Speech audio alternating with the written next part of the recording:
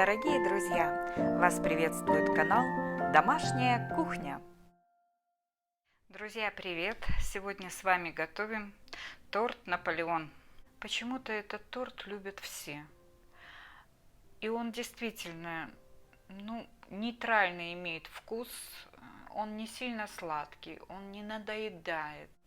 Его хочется еще и еще раз попробовать.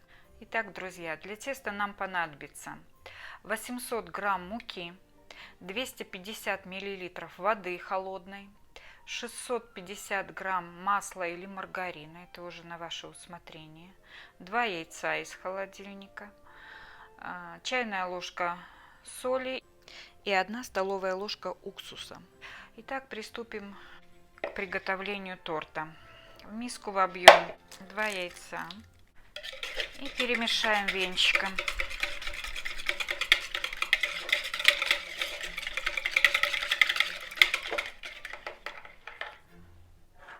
В воду добавим соль.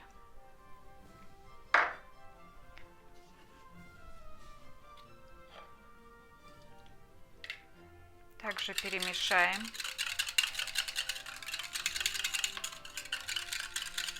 И вольем в миску с яйцами.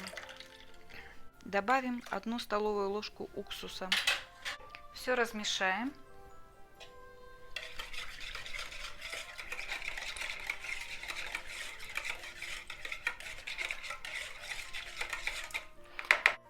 И эту смесь отправим в холодильник, а пока займемся тестом.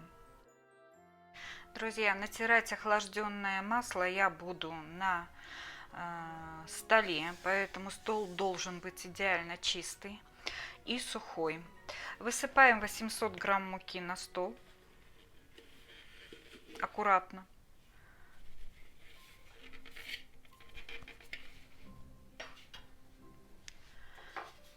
Ставим терку прямо на муку. Берем масло и, обмакивая его в муку, натираем на терку.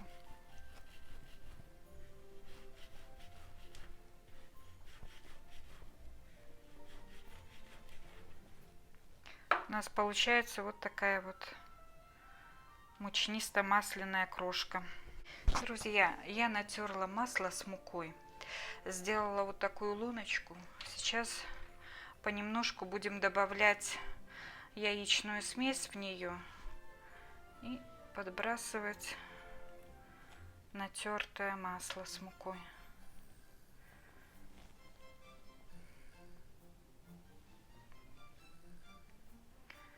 Делать нужно аккуратно, чтобы не растеклось все.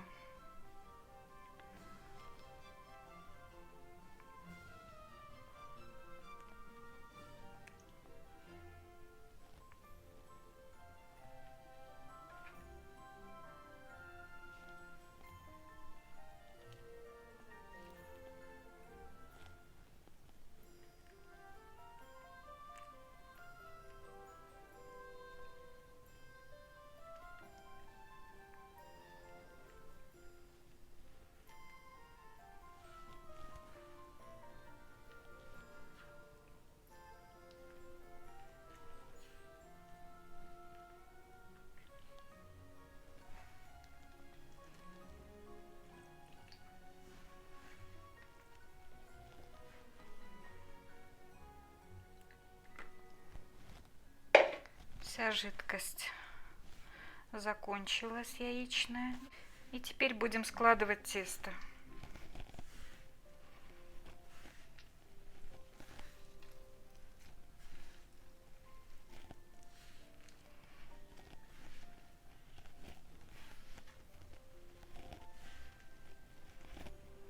Тесто нельзя месить. Это слоеное тесто. Нужно делать слои. Если вы будете месить тесто, у вас получится песочное тесто, а не слоеное.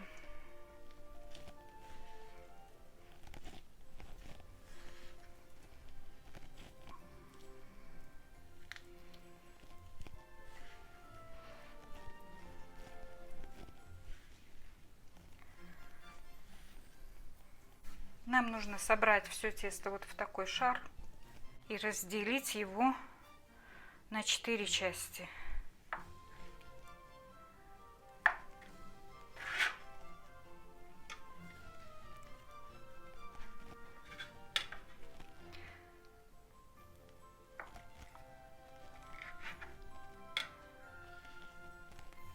Каждую часть скатаем опять в шар и закрутим в пленку.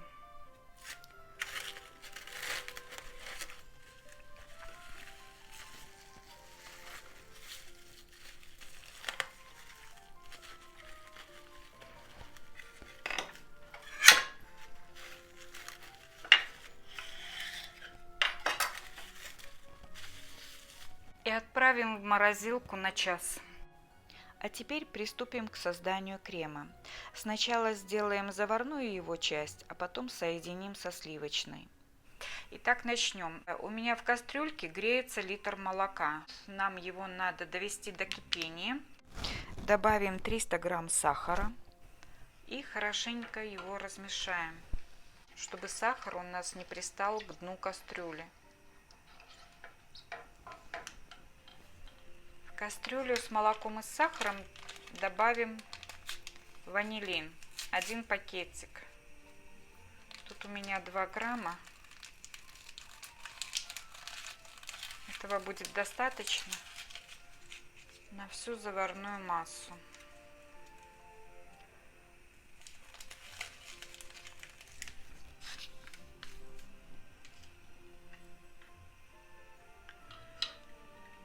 Размешаем.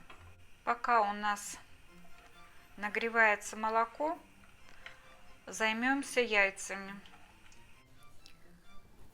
В ковшик, друзья, разобьем яйца. 4 яйца нам надо для крема.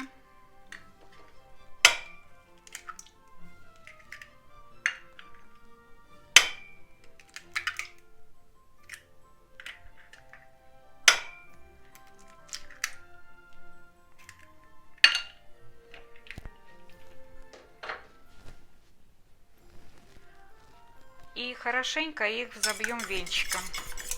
Не взобьем, а размешаем венчиком.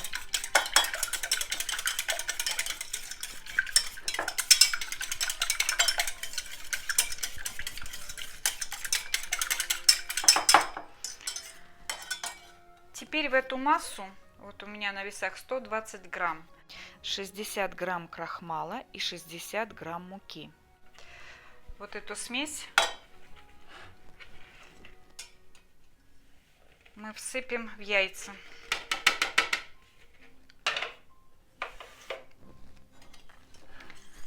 И хорошенько размешаем.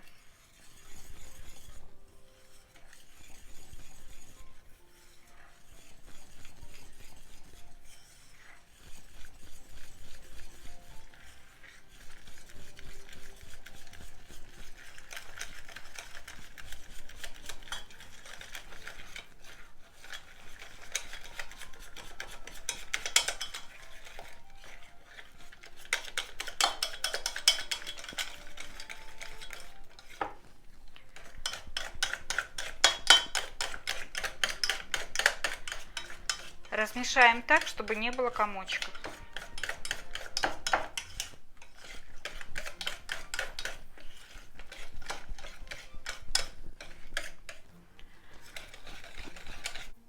Нашу яичную смесь мы половником нальем немного молочного сиропа. Сироп у нас нагрелся, но еще не закипел. И размешаем.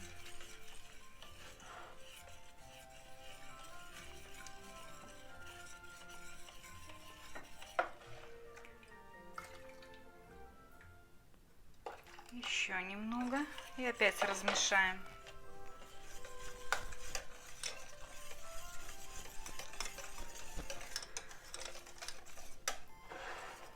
А теперь нашу смесь перельем в кастрюльку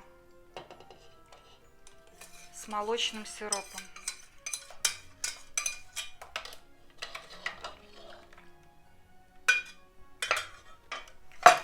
И хорошенько размешаем.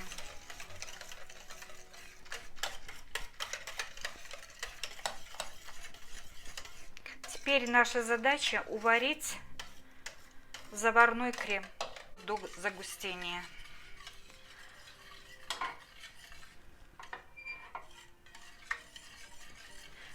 Крем варим до тех пор, пока на поверхности крема не появятся первые пузырьки закипания. Как только они появились, крем выключаем и даем ему остыть.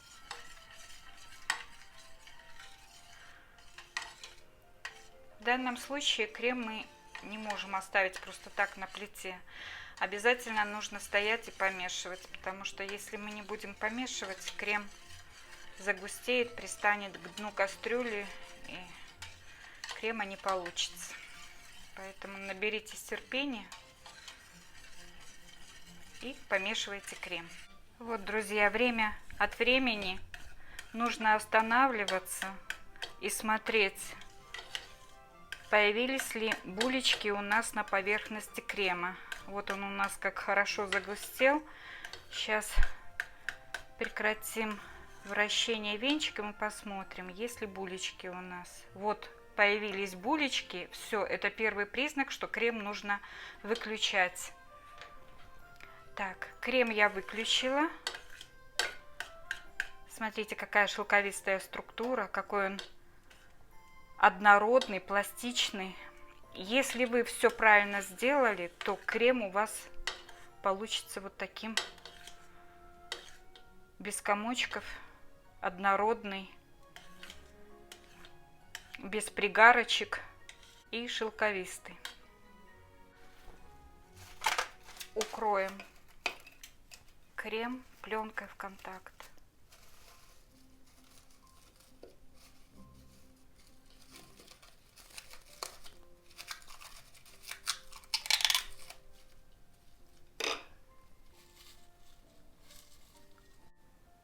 Теперь ему нужно остыть до комнатной температуры. Друзья, прошел час.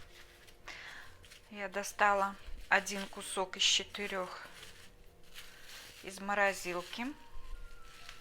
Присыпем стол мукой.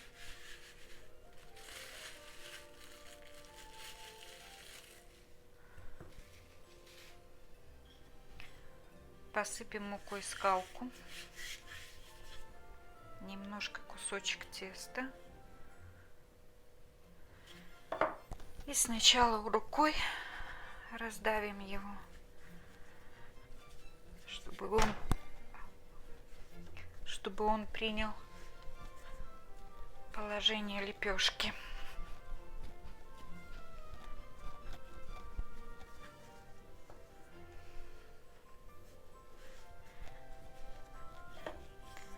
Сейчас поработаем скалкой. Вот он уже как хорошо раскатывается.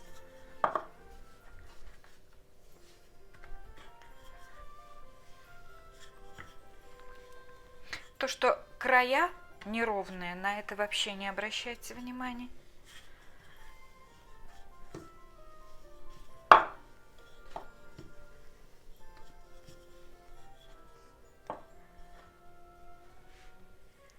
Потому что после выпекания все равно нам эти края надо будет подравнивать. Это раз. А во-вторых, они у нас уйдут на посыпку.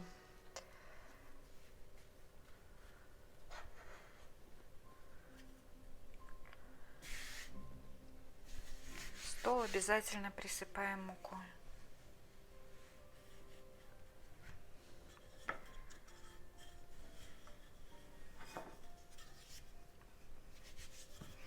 Как и скалку.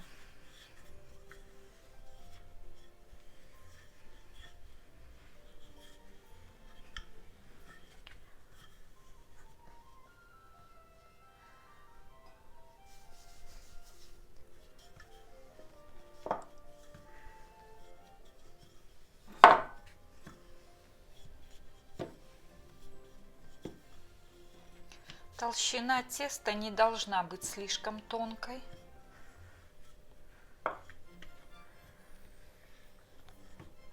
Нам нужно, чтобы тесто показало свою слоистую структуру. Выпекать корж я буду на обратной стороне противня. чтобы удобно было потом его снимать. Накатав тесто на скалку, удобно его перенести на противень.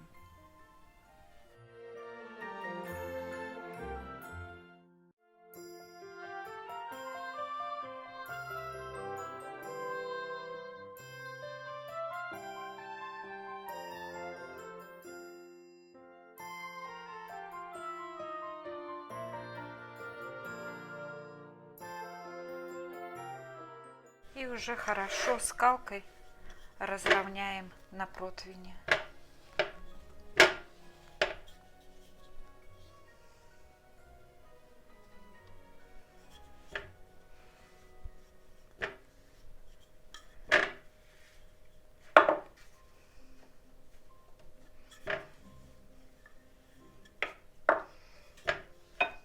Края немножко подровняем.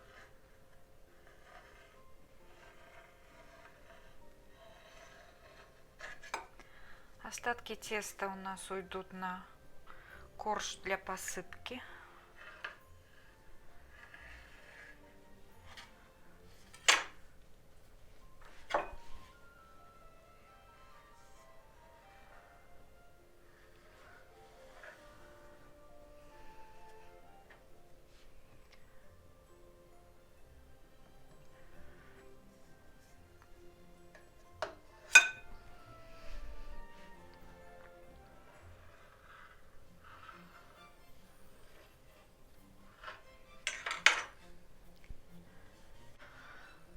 Вот так мы распределили корж по противню. Надрезать я его не буду ни вилочкой, ни ножом, потому что хочу, чтобы корж хорошо пропекся и тесто подняло, надуло свои слои. Теперь корж поставим в духовку на 200 градусов, режим конвекции, и выпекать будем до золотистого цвета. Друзья, смотрите, какой замечательный корж получился. Вот тут видно его слоистость. А вот посмотрите, какая структура. Помните, раньше были пирожные, язычки слоеные? Вот это точно такая же структура теста.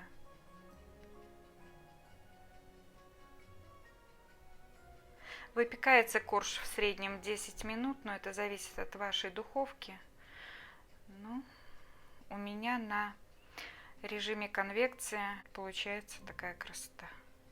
Друзья, заварной крем у нас уже остыл, и мы можем сделать масляно-заварной крем. К размягченному маслу добавим пакетик ванилина и взобьем 2 минуты. Теперь мы освободим крем от пленочки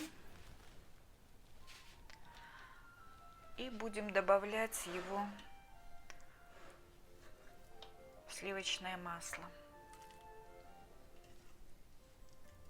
Вот он у нас какой густой стал.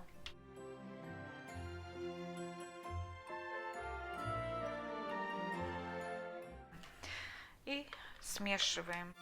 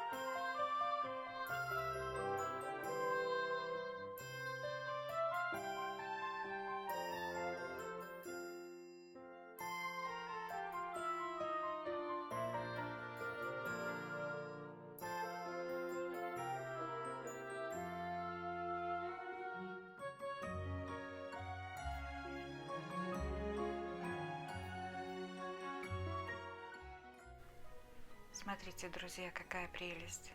В общем, вот такой пластичный, красивый крем получился. Друзья, у меня получилось 5 коржей. У нас было 4 основных коржика, и 5-й у нас сформировался из обрезков теста. Его было столько много, что мне жаль было его тратить на посыпку, поэтому мы, получается, остаемся без посыпки. Как мы поступаем дальше? Смазываем наши коржи кремом. И готовый торт уже обрежем по периметру и получим обсыпку вместе с кремом. Она будет еще вкуснее. Итак, обмажем все 5 коржей кремом. Подровняем их вот таким ножом для хлеба с зубчиками.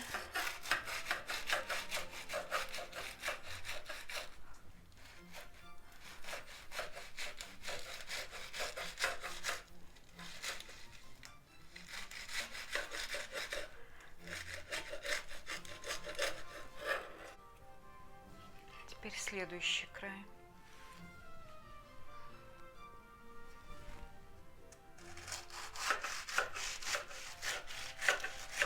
Видите, этот нож как пила, он просто идеально равняет торт.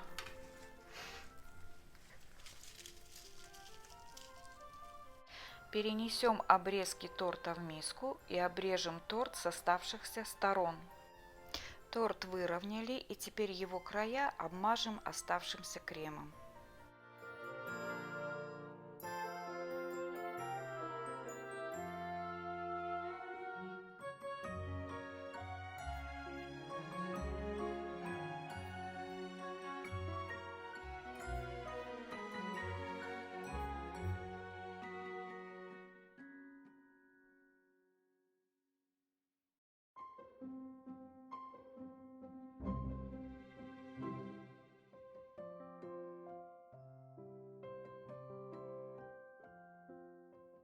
Вот такое количество обрезков у нас получилось. Сейчас я ими украшу боковые стороны торта. Друзья, украшаю торт уже ночью. Цвет его очень отличается от реальности. Какие коржи в реальности я вам показала. А вот 4-я сторона у нас осталась. И немножечко посыпем сверху. И практически мы уже подошли к финалу.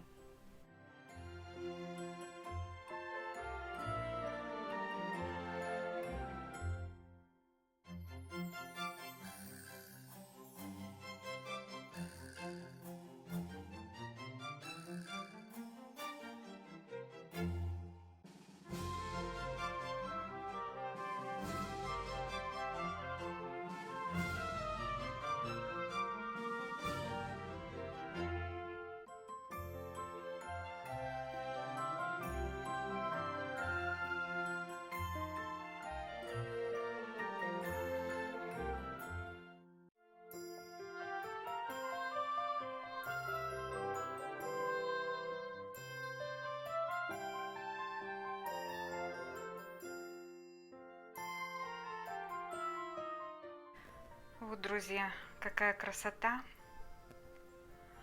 какая вкуснота, аромат сливочный, манящий, незабываемый. Так и хочется кусочек, но надо терпеть до завтра. Торт размером 30 сантиметров на 40. Большой, высокий и мега вкусный, просто райское наслаждение. Этот торт действительно соответствует своему названию – Наполеон. Дорогие друзья, благодарю вас за подписку на канал, за лайки и отзывы. Готовьте с удовольствием. Всем здоровья и процветания!